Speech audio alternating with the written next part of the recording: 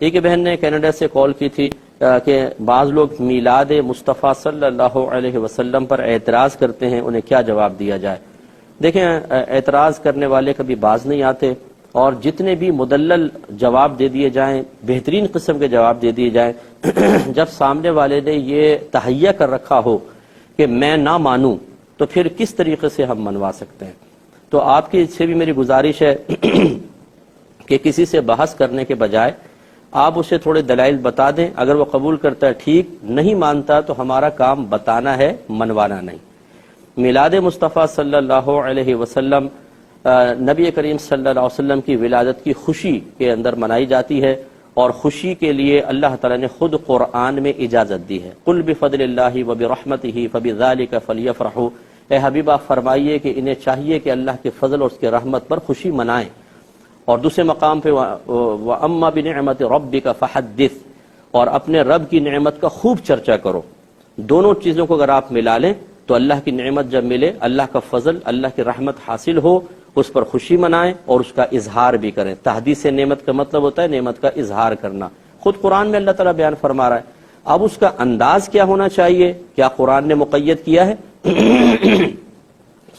اللہ تعالیٰ نے اجازت دی ہے کہ خوشی منائیں، اپنی نعمت کا اظہار کریں، لیکن کس طرح کریں مقید نہیں کیا، تو ہم جیسے چاہیں کریں، بس ناجائز حرام نہیں ہونا چاہیے۔ کہ اللہ تعالیٰ نے اپنے فضل، اپنی رحمت پر خوشی منانے کی اجازت دی ہے، اور نعمت کو عام کرنے، اس کا چرچا کرنے کا حکم ارشاد فرمایا ہے۔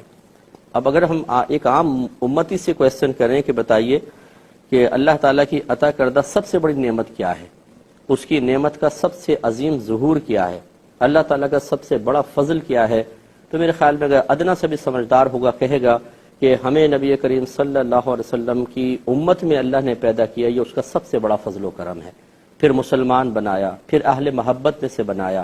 تو گویا کہ نبی کریم صلی اللہ علیہ وسلم کا ہمیں مل جانا، بحیثیت نبی کے ان کا ہمیں ملنا، اور ہمارا ان کا امتی ہونا، یہ اتنا بڑا فضل ہے، اتنی بڑی رحمت ہے، اتنی بڑی نعمت ہے کہ میں قسم کھا سکتا ہوں اس پر کہ انشاءاللہ جب آپ بروز قیامت پہنچیں گے تو پھر آپ کو اندازہ ہوگا کہ جس نعمت کی ہم نے اتنی قدر نہیں کی وہ واقعی کتنی بڑی نعمت ہے، اور کس طریقے سے نبی کریم صلی اللہ علیہ وسلم کی نسبت کی برکت سے ہر شخص کو، ہر امتی کو پروٹوکول ملے گا، اس کا ہم اندازہ نہیں کر سکتے۔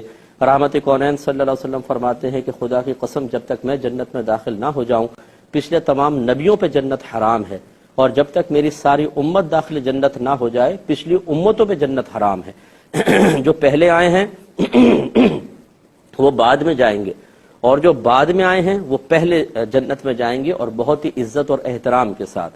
تو جب ایک گھر میں بچہ پیدا ہوتا ہے، ہمارا ملک آزاد ہوا، کسی بڑی شخصیت کا یوم پیدائش ہوتا ہے، تو ہم خوشی کا اظہار کرتے ہیں، کیونکہ ایک فطری تقاضا ہے۔ تو پھر نبی کریم صلی اللہ علیہ وسلم جو اتنی عظیم نعمت ہمیں ملی ہے، اس پر خوشی کا اظہار کرنا کیسے منع ہو سکتا ہے؟ میں ایسے لوگ جو 12ویں شریف کے منانے کے قائل نہیں ہیں، اس کو ناجائز کہتے ہیں، میں اتنی گزارش کرتا ہوں کہ چلیں اتنے پہ تو آپ اتفاق کریں گے نا کہ نبی کریم صلی اللہ علیہ وسلم جس تاریخ میں پیدا ہوئے، ہمیں فطری لحاظ سے کم از کم خوشی محسوس ہونی چاہیے، کم از کم خوشی محسوس ہونی چاہیے۔ اپنے دلوں سے سوال کریں کہ کیا آپ کو اس پیدائش پہ کم از کم خوشی محسوس ہوتی ہے کہ اللہ نے اتنی بڑی نعمت اسی تاریخ میں عطا فرمائی تھی؟ شب قدر کی قدر ہم کیوں کرتے ہیں؟ اللہ تعالیٰ نے خود قرآن میں پاک میں فرمایا کہ بے شک ہم نے اس قرآن کو شب قدر میں نازل کیا، یہ لوح محفوظ سے آسمان دنیا پر نازل ہوا تھا، تو قیامت تک کے لیے وہ رات مقدس ہو گئی۔ جس رات میں صاحب قرآن تشریف لائے اس رات کا عالم کیا ہوگا؟ تو اس لیے کم از کم اتنی خوشی تو ہونی چاہیے نا۔ اور جب خوشی ہوتی ہے تو ہم کسی کو مبارکباد بھی دے دیتے ہیں۔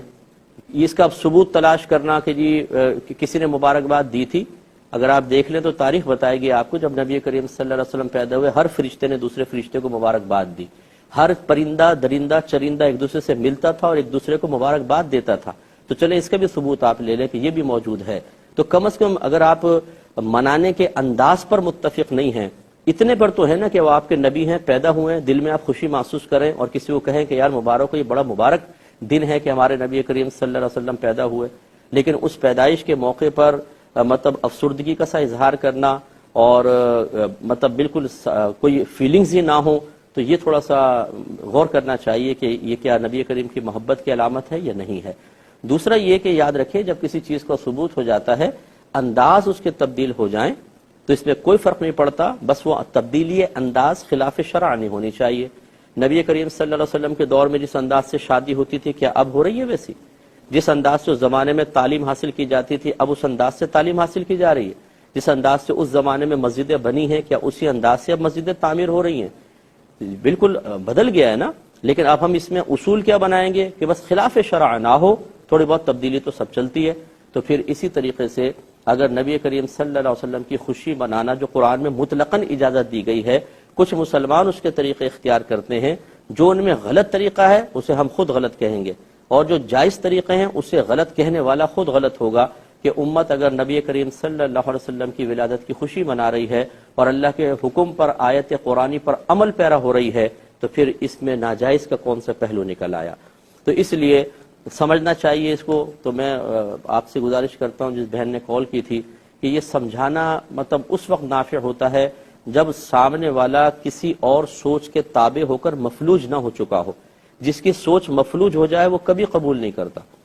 جو مطلب کسی کے تابع ہونے سے ذہن کو ہٹاتا ہے اور پھر حق کو تلاش کرنے کی کوشش کرتا ہے، ہدایت اسی کو حاصل ہوتی ہے۔ ہم اصل میں پہلے ہی کسی کے تابع ہوتے ہیں۔ جتنے لوگ ناجائز کہہ رہے ہیں ان کو سامنے بٹھا کے کویسچن کر لیں تو گڑبڑا جائیں گے، جواب نہیں دے پائیں گے، لیکن آخر میں نتیجہ یہ نکلے گا نہیں ناجائز ہے، کیوں؟ ہمارے بڑوں نے کہا ہے۔ تو بس جس سے بھی سنا اس چیز کو اپنے ذہن میں بٹھا لیا، اس کے بعد کوئی حق کو قبول کرنے کے لیے تیار نہیں۔